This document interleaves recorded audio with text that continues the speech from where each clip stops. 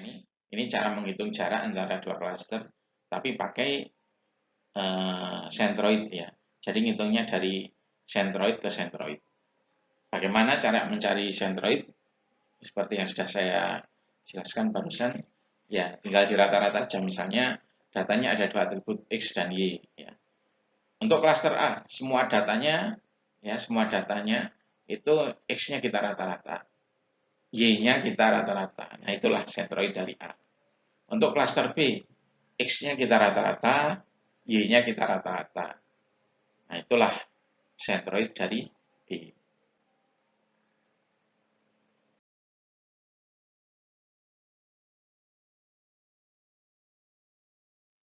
Nah ini contoh proses pembentukan klaster ya, menggunakan hierarchical clustering bertipe aglomeratif.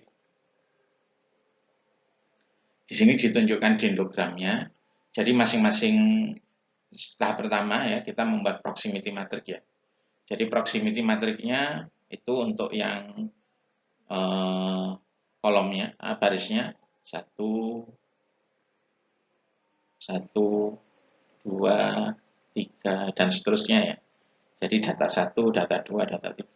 Kolomnya juga sama, 1, 2, 3 dan seterusnya. Kemudian kita hitung distance-nya. Distance atau similarity lah. Kalau pakai distance kita cari yang paling kecil, nanti kalau similarity pakai yang paling besar. Anggap saja kita pakai distance ya. Antara dua titik, nah, kita isi sel-selnya semuanya.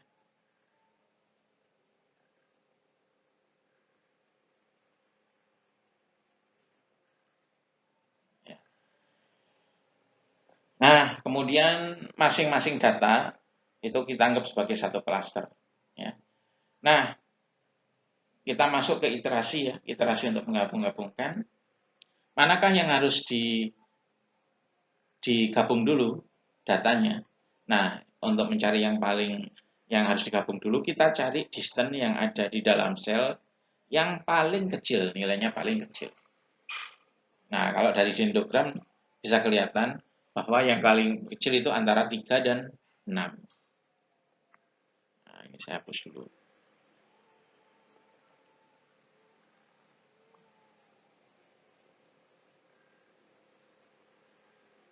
Antara 3 dan 6. Nah, ini ya. Anda lihat di dendrogramnya, dia terbentuk duluan ya. Ya, yang menunjukkan dia terbentuk duluan itu horizontalnya dia paling rendah. Nah, sekarang 36 menjadi satu cluster. Ya. Kalau sudah menjadi satu cluster, proximity matrixnya kita buat lagi. 1, 2. Nah, untuk 3 itu tidak dihitung individu lagi, tetapi sudah gabung ya. 3 dan 4, 5 dan seterusnya. Untuk kolom sama 1, 2, 3, 6, 4 dan seterusnya. Nah, kemudian kita isi proximity matrixnya ya. Nah, untuk data yang diisikan di sel itu dari proximity matrix sebelumnya ada yang bisa kita gunakan. Contohnya ini 52. Antara 52 kan sudah ada tadi. Ya.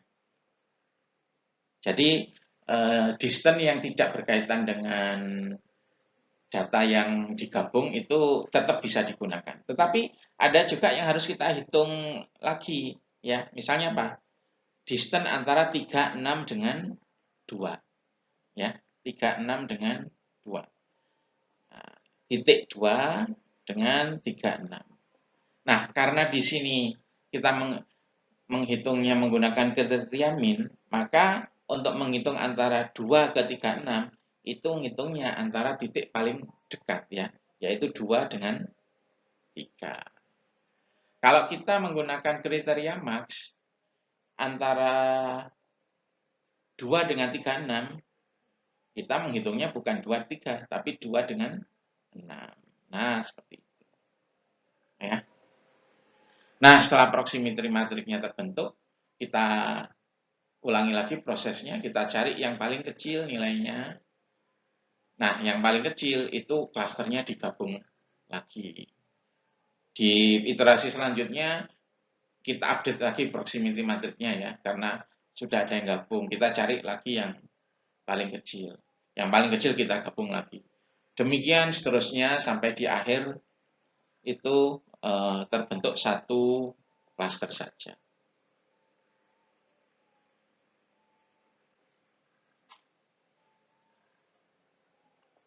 Ya.